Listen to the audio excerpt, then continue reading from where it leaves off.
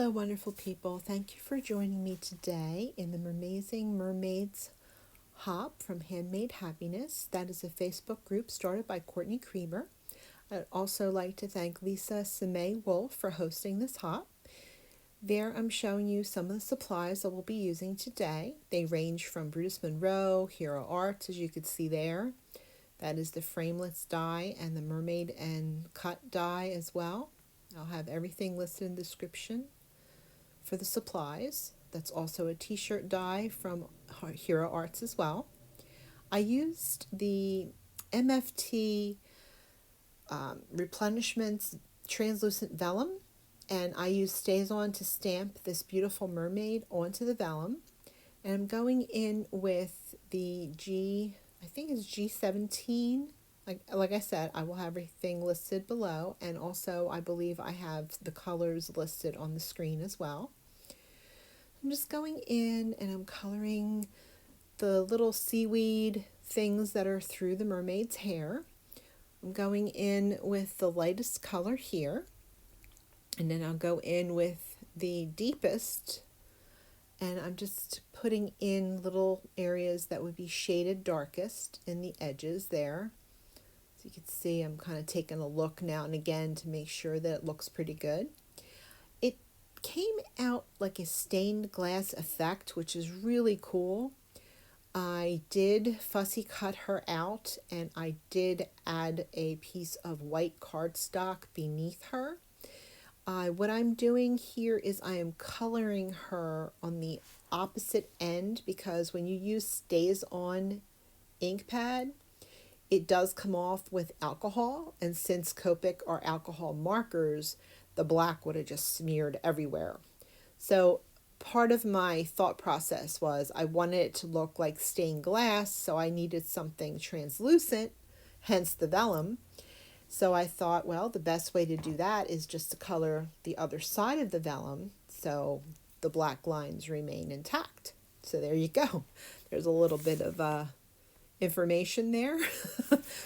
So I'm going in with the V09 into her hair. She's going to have glorious purple locks in her hair. And the light source, I know it's not that important in the ocean, obviously, but I figured she's in the ocean. It's pretty dark. So the most the light would come through was from above. So the lightest part of her hair would be way up top. So I'm kind of doing that. That's my aspect ratio there. So I'm just going around from the darkest to the mid to the lightest. Here I'm going in with the lightest purple. I just love that purple hair, that flow. Oh, I have to ask her what her secret is. What shampoo does she use? I'm sure it has seaweed in it. But anyway, moving right along, I'm putting in the darker areas around her hair where it would be, if she were on land, where it would be darker. Again, I'm sure that there's no highlights and lowlights in mermaids' hair if mermaids were real. Anyway, here we go. We're just going along, putting in glorious purple.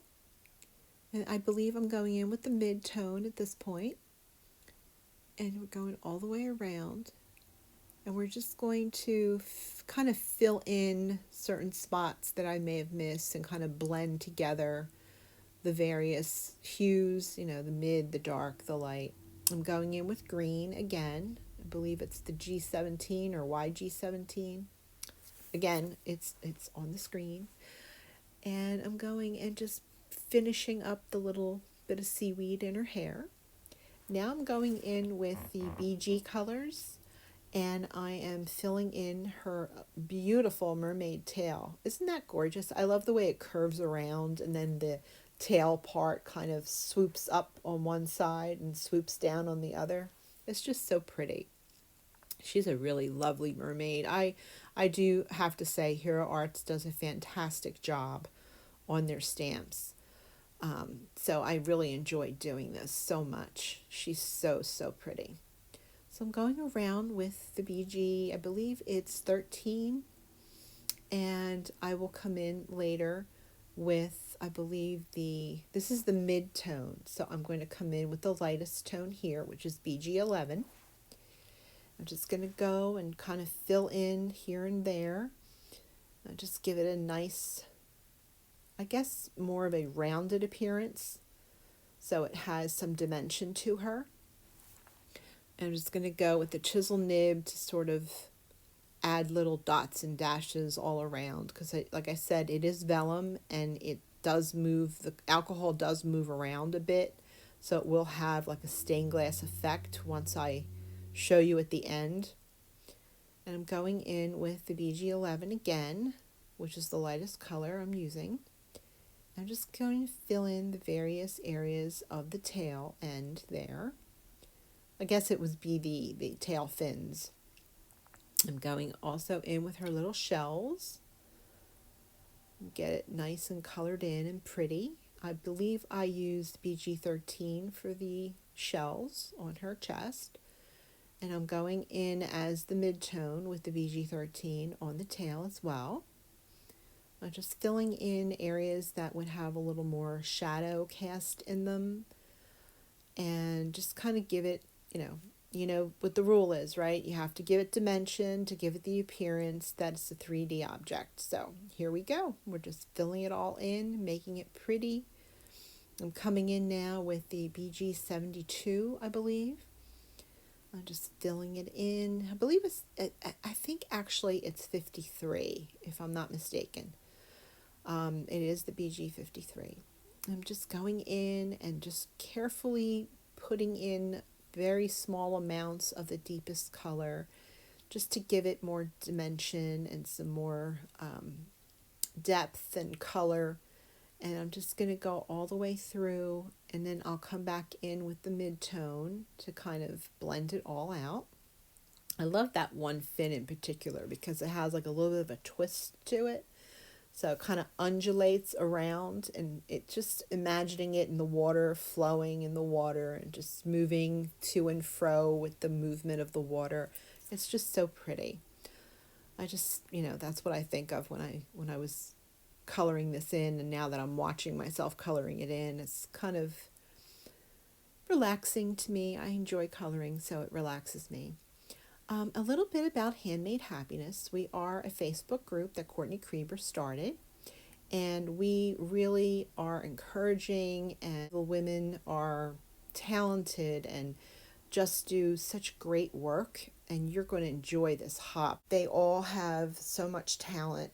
You're going to learn something and you're going to enjoy it, and I'm just so grateful that you came today and are enjoying this hop. I appreciate you for stopping by as well. Please leave kind comments for each one of us, as well as possibly subscribing to each of our channels. We would greatly appreciate it. Back to the card. Here I added the heroarts frame die and also the t-shirt die to cut that out. Here I'm adding Splash You Later, and I outlined it with B06 and BG13 just around the edges. I use the Tim Holtz Edge guillotine cutter. I love that thing. I did that off screen because, time is of essence in a hop, so I wanted to do that. There, I just wanted to show you I scored it at 3/4 of an inch down from the top. I attached it with some wet glue, which was glitter art glue, and folded it and attached it to the front. There I'm showing you that I did add some C1, C3, and C5 for shadowing to give her a little more dimension on the t-shirt. Here I'm showing you that I used that little shell and I took a picture of it.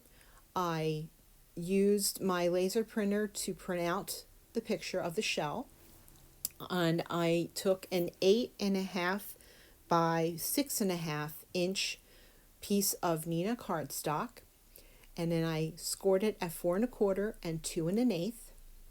You fold it in half, and then you fold it in half again towards the front of the card, and I did attach the shell there to the bottom quarter piece, and I used 3 pieces of paper and made a little stopper for the card. So it's an easel card is the type of card it is.